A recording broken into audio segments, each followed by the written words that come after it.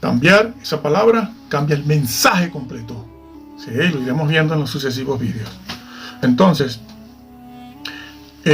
utiliza esa palabra, ese vocablo, permanecer.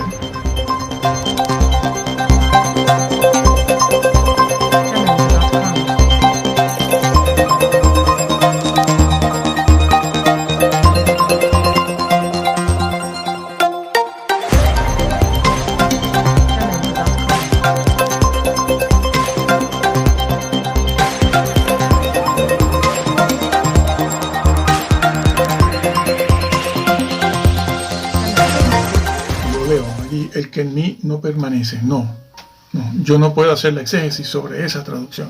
Yo me voy al griego y el griego dice esto. Bueno, sí se ha puesto. Eso tiene mucho tiempo hecho.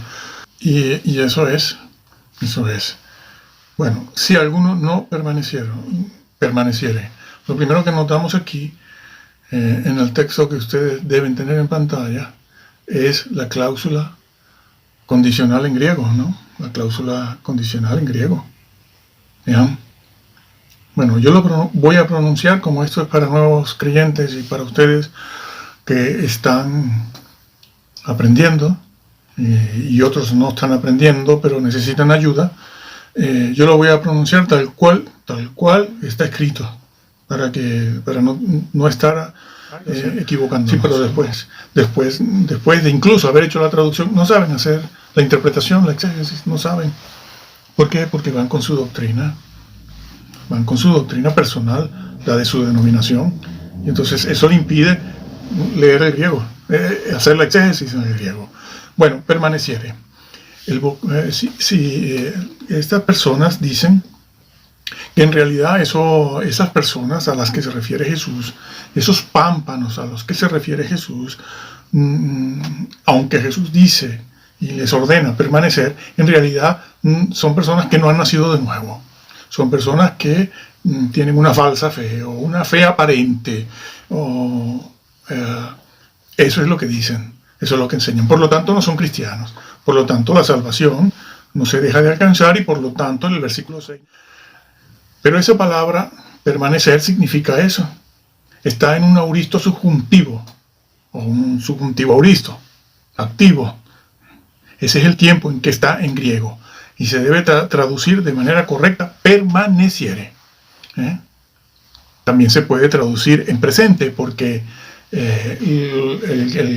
los textos, los manuscritos alejandrinos, sinaítico, vaticano, y propiamente el alejandrino lo tienen en tiempo presente. El bizantino mayoritario y el Textus Receptus lo tiene en subjuntivo auristo. ¿Qué quiere decir eso? Que la palabra permanecer significa eso, permanecer. ¿Por qué dice permanecer? Porque da por hecho que están ya unidos en esa expresión que usa el Señor, que es en Cristo. Los que en mí, si alguno en mí no permanece, si alguno en mí no permaneciere, permaneciere está en subjuntivo auristo. Y si ese permanecer es falso, no es real, no está vinculado, ¿para qué habla de permanecer? ¿Para qué utiliza el vocablo permanecer? ¿Y para qué lo utiliza con una condición, una partícula condicional? ¿Y para qué lo utiliza en subjuntivo? Que también es una oración, se utiliza el subjuntivo en las oraciones subordinadas a manera de condición también. Hay una doble condición ahí, se está estableciendo una condición doble en cuanto al hecho de permanecer o no. El hecho de que esté en subjuntivo, el subjuntivo no indica un tiempo, pasado, presente, futuro, sino que indica un aspecto de esa acción, la acción de permanecer. ¿Qué aspecto? Bueno, está hablando de una posibilidad. El subjuntivo habla de una posibilidad, una contingencia o una condición. Te establece la acción ahí en ese campo. Te está diciendo que es posible que permanezca o no. Si alguno, por eso dice, si alguno en mí no permaneciere. Es decir, es posible que permanezca y es posible que no. Está estableciendo esa condición, doble condición. Y el vocablo permanecer, según la Real Academia Española, significa eso. Significa eso, quedarse como dicen todos los manuales, es quedarse. De hecho, el diccionario, si yo mal no recuerdo, de la Real Academia Española, lo pueden buscar, buscan el vocablo permanecer y les dice que una de las acepciones o significados es quedarse, pero no te puedes quedar si no estás, que es lo que enseñan estos señores calvinistas. Dice, no, es que no estaba. Y si no está, ¿para qué lo manda a permanecer? ¿Cómo puede permanecer algo que no está unido, que no está en Cristo, que no está vinculado? Dios mío, esto es de locos. Esta gente. No, la Biblia no. La Biblia no es de locos. Lo está diciendo claro. Lo está diciendo. El que permanezca. Y esa palabra, permanecer, significa eso. De hecho, hay alguna traducción por ahí, una traducción que dice el que se quede, quedarse. ¿Por qué? Porque esa palabra, permanecer, significa eso, es una de sus acepciones. Búsquenlo en los diccionarios. Quedarse. Permanecer es quedarse, estar en. Y eso es lo que significa el subjuntivo. Ahora hablamos del auristo. Pero el subjuntivo, sea auristo, sea presente, según el manuscrito griego que usted use, significa eso, habla de una posibilidad, si permaneciere. El que permanezca. No se le puede, el Señor no le podía estar pidiendo a alguien que permanezca si no está vinculado en él, a él. ¿Cómo le va a pedir a algo que no está vinculado en él, que tiene una profesión de fe falsa, que no es creyente, que no ha nacido de nuevo? ¿Cómo le va a decir que permanezca? Señores, y en esto se equivocan estas personas de hoy en día, de ahora, que van editando libros de griego y que presumen de saber griego y han errado completamente, pero completamente, y han distorsionado completamente el mensaje bíblico, poniendo aquí levantar. ¿Por qué lo han hecho? Lo leeremos luego. Lo dicen, hay una persona que lo dice de manera clara, dice aquí no podemos poner cortar, porque si no vamos a ir ¿contra qué? Contra nuestra propia doctrina de nuestra denominación. Lo reconoció, lo leemos, bueno, está grabado, sí señor. Si el texto griego, estos señores han puesto, lo alza para salvarlo, no lo quita, ¿por qué estas traducciones no lo ponen? Porque estas traducciones no ponen alzar o conservar. No, ponen quitar, cortar. Sí hay un par de ellas que sí pone, lo cortará. Bueno, esta misma que está por aquí, lo vemos, esta versión. Todo pámpano que no lleva fruto lo levanta. Esta sí lo hace. Esta sí la pone, lo levanta, no pone cortar. ¿Por qué? Bueno, el mismo comentario que hacen las personas que hicieron esta traducción, lo dicen, le explican el por qué. Está por aquí, creo. Que es lo que ustedes han visto, ¿no? Vamos a ver. Bueno, sí. Bueno, aquí está. Aquí está el comentario que estas personas hacen sobre esto de levantar. Juan 15:2, griego, ahí, levantar o quitar o cargar sobre sí mismo y alejar también. Acuérdense del vocablo away, alejar, sí, claro, alejar. Ya lo veremos completo después. Ese vocablo en otras versiones, sí, en inglés. Y él dice que esa palabra en griego, que Casiodoro traduce por cortar. Cortar, quitar. Bueno, este señor reconoce que sí puede, la semántica, ¿no? Que los significados o acepciones son la de levantar, o quitar, o cargar sobre sí mismo y alejarlo, cortar y alejarlo. Bueno, pero, hay un pero. En este caso, hay barreras teológicas, ya lo dijo. ¿Cuáles son las barreras? Cuando en el texto griego no hay barreras. Mi estimado, no hay barreras, pero usted lo reconoce. Yo sé por qué. Hay barreras teológicas. ¿Dónde están esas barreras? Las barreras de la doctrina de su denominación, no del texto griego, no de la doctrina bíblica, no de la exégesis bíblica. La exégesis bíblica no ofrece una barrera teológica. La barrera teológica, ¿dónde están? Las barreras teológicas en las denominaciones. Pero en este caso hay barreras teológicas que impiden traducir el verbo iré por quitar y arrancar, o arrancar. Claro. Bueno, él reconoce que también sí, arrancar es una acepción, cortar, arrancar. Es que esa imagen viene del Antiguo Testamento, Jeremías, Isaías, Ezequiel.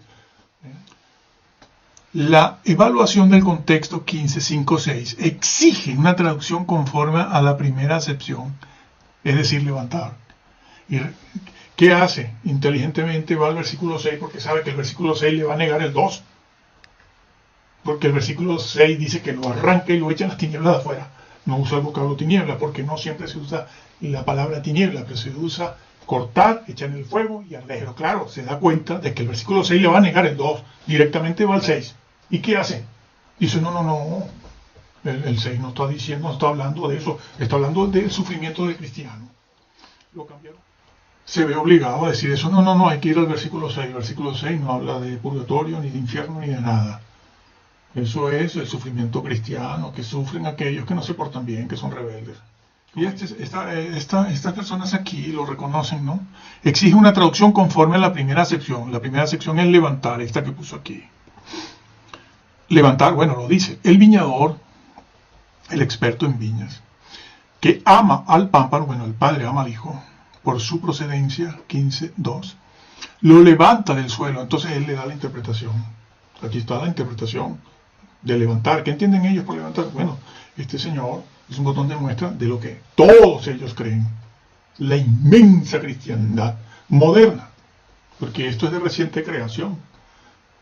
No te puede decir Agustín, no te puede decir a Jerónimo, no te puede decir a ninguno de los manuscritos que se han encontrado del arameo.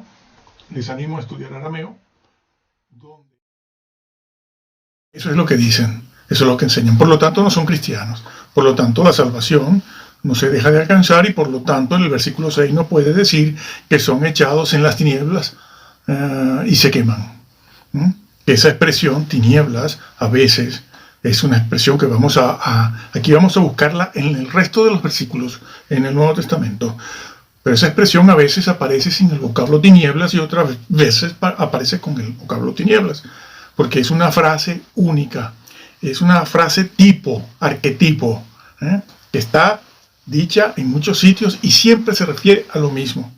Es apartado, es condenado al Hades, entiéndase infierno. Cuando utilice yo la palabra infierno, entiéndase Hades, y después el lago de fuego, claro que sí. Después, al final. Entonces,